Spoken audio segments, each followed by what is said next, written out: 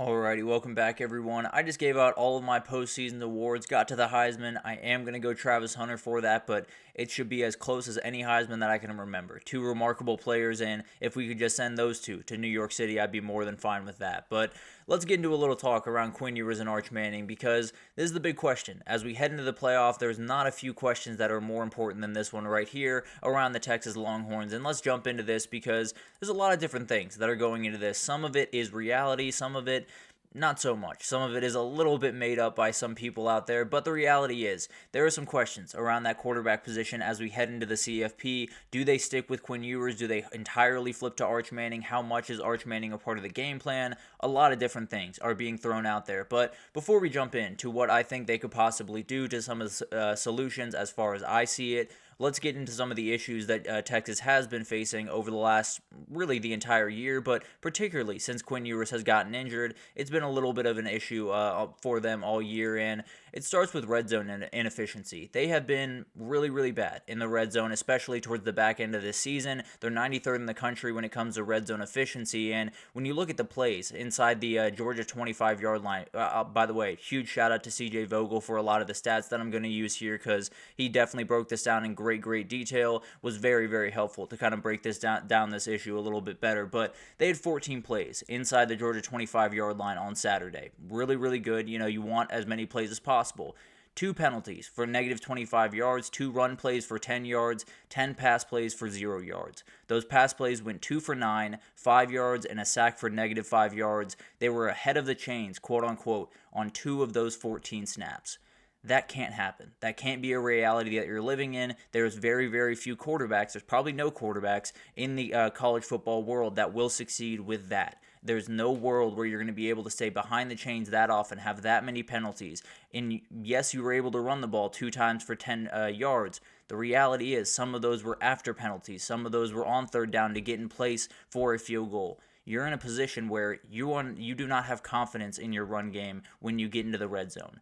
That is a problem. That is something that Quinn Ewers can't necessarily fix, and that is something that Quinn Ewers is going to take the fall for, because he's going to be the guy that has to make essentially all the plays. When they get into the red area, they have to be better at running the ball. They have to stay in front of the sticks. They cannot shoot themselves in the foot with penalties, or they're going to be in a lot of trouble when they get into that red area, and Clemson's going to beat them, plain and simple. If they do not get this fixed up at least a little bit going into that game, Clemson's going to take full advantage, and Dabo Swinney is going to be fully ready for what that red zone inefficiency brings. He's going to be ready on the other side to make sure they are efficient in that red zone. So this is probably the biggest issue for Texas. If they do not get this fixed, they will lose very early in this tournament, whether it's Clemson, whether it's Arizona State, or maybe you make it to the quarterfinal or the semis and then you lose to an Oregon or an Ohio State. But the reality is you got to get this fixed one way or another. And then you do have a consistent run game problem. You haven't been able to get it going really nearly as much as you want to. It felt like it was heading in the right direction in the Arkansas, Kentucky,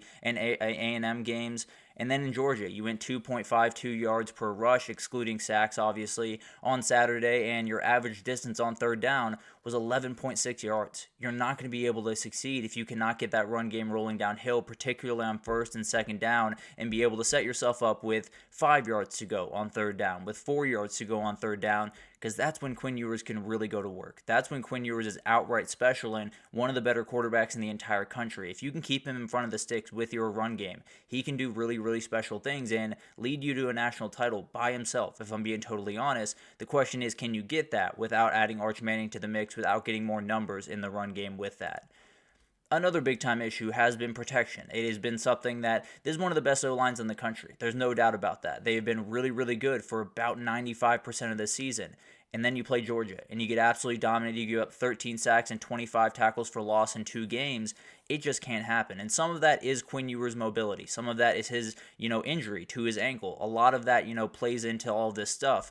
Some of that is just the offensive line missing assignments. So this is the one, to me, in the grand scheme of things for the playoff, I'm probably least worried about, at least in terms of the offensive line, because I know that's a very good unit. I know that Georgia presents something that they obviously really, really struggle with, but pretty much no one else has throughout the entire year. They've been able to be very, very efficient throughout the year, and I tend to believe they will be fine on the offensive line.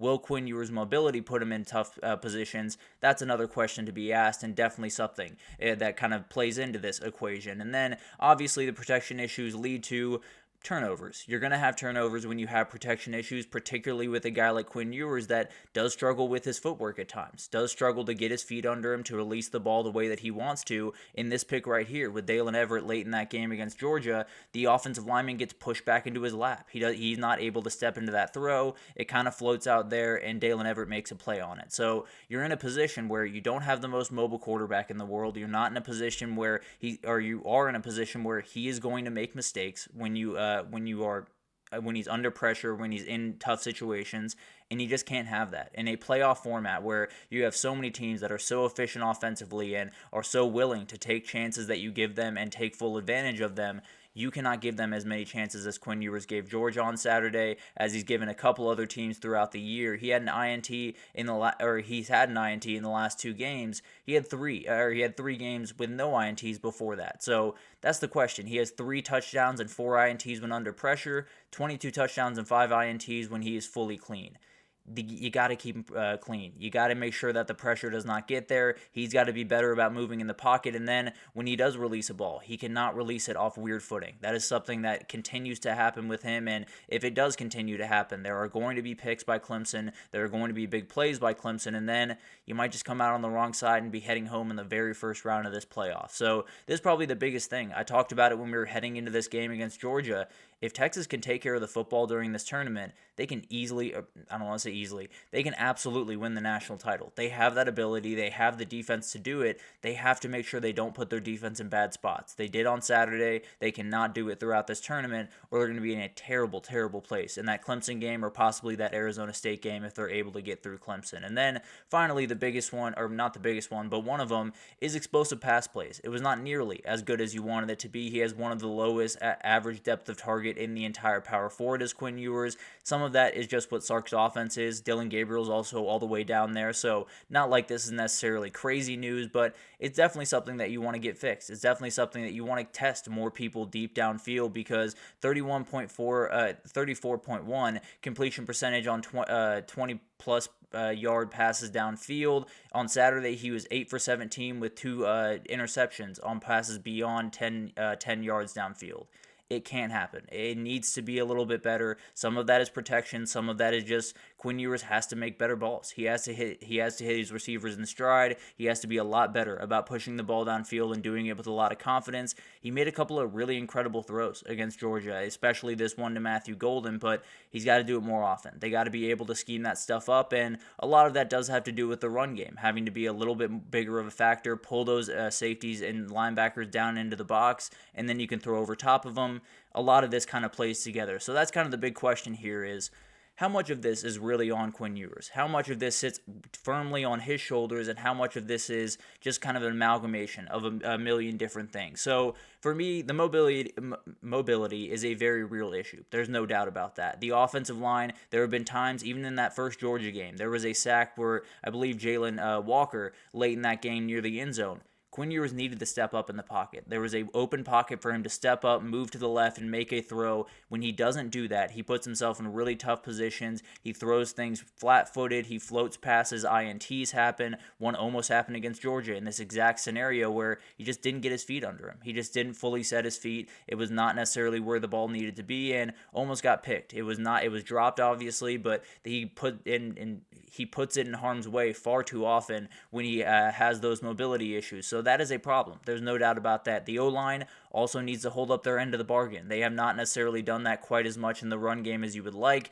They've missed a couple of different pass pro things that you definitely cannot miss in the playoff, and it's definitely something that if you're not going to have a successful O-line, you're not going to have a successful offense, plain and simple. And then the deep balls are a conversation. There's no doubt about that. You're going to have to stretch the field just a little bit during this tournament. It doesn't necessarily need to be 10 times per game. It doesn't need to be beating them over the top every single play.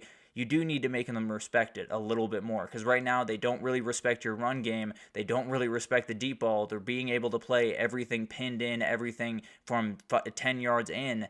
That makes it relatively easy for these very talented, very good tacklers to go in and make those plays on these really talented pass catchers, but you're putting them in situations where they're catching the ball and they're looking downfield to 10 defenders right in front of them. So there's a lot of different things that do sit on Quinn Ewers' shoulders. There are certain things that he does that does hurt this offense, whether it's his mobility, some of that is injury-based, some of that is just who he is as a quarterback. Some of it is the O-line not being quite as good in big-time moments as they need him to be, the run game not being very consistent, some play-calling issues in the red zone area has been a big factor in this. So not all of this is on Quinn Ewers. I can promise you that. There is some that is on Quinn Ewers, no doubt about it, and he does need to be better. But the reality is he is a quarterback that if you give him good protection, if you give him a run game, he will be one of the best quarterbacks in the country.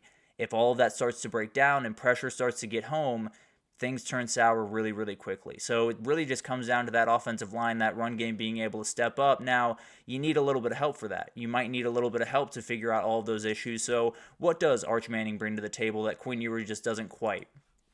The biggest thing to me is run game numbers. When you talk about the run game in college football, really in any level of football, you are looking at a numbers game inside the box and in your backfield. Whether or not if you have 5 blockers and they have 6 guys in the box, you want to make sure you have 7 guys that could possibly take the ball or possibly be blocking on the play. So let's say it's a read option with Trey Wisner and Arch Manning. That linebacker has to think for one more second, is Arch Manning going to pull this ball? Is Arch Manning going to pull it, run around me, and go for 66 yards like he does on this very play that I have right here? But he's a very, very talented runner. He will make all of those linebackers, all of those safeties come down into the box, make sure they respect the run game with him, and then other run lanes will open for these running backs, and then he will be able to make a couple of plays with his legs. So that's a huge part of this. He does bring run game numbers. He does bring an athleticism that Quinn Ewers just doesn't have. That's just not part of his game. He has plenty of other things that he does way better than what Arch Manning does, but the athleticism part of this is a huge part and definitely something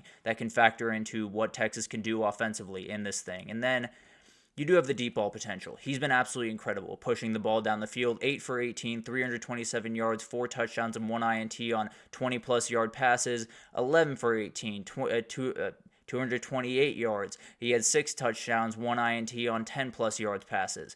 Remarkable player. He obviously has an ability to push the ball down the field. The arm talent is absolutely incredible and definitely something that he brings to the table. So it can't just be run plays. It can't just be, oh, number 16's coming in, so let's pack into the box and let's make sure we defend the run. You got to diversify it, and that deep ball is definitely something that he can diversify it with. So my idea, and I want to make it very clear before I get into my idea, I have not called football. I am not Steve Sarkisian. I am not anywhere near Steve Sarkisian. He has forgotten more about the sport than I will ever know.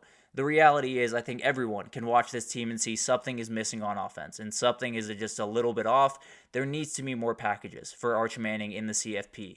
If you think Arch Manning should be the starter for this team, I'm sorry, you're just wrong. Quinn Ewers gives them the best chance to win the national title. You have to utilize Arch Manning, though. I don't know if that's a 70-30 split, an 80-20 split, especially in the red zone. I would utilize him a little bit more to get numbers in the run game. A lot of different things to kind of take into effect here. The reality is you got to see Arch Manning more. Number 16 has to come on the field a little bit more often. The run game has to utilize him to get a couple of openings for these running backs, to get this offensive line to get pushing downfield.